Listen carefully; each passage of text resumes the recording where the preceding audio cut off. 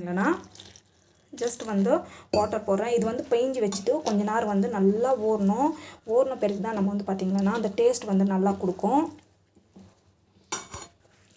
So இது வந்து பார்த்திங்கன்னா நார்மலாக சப்பாத்தி மாதிரியே கூட தேய்ச்சிக்கலாம். இது வந்து சூப்பராக இருக்கும் அந்த டேஸ்ட்டு.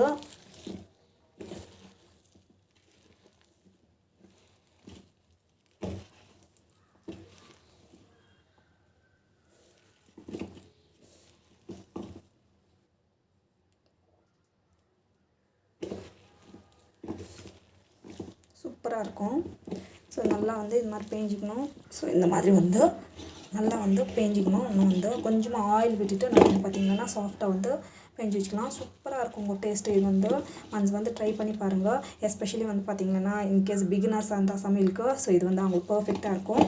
நான் வந்து பார்த்திங்கன்னா இன்கேஸ் எனக்கு வந்து டைம் இல்லை குயிக்காக வந்து ஆகணுன்னாலும் இதுதான் செஞ்சிடுவேன் நான்.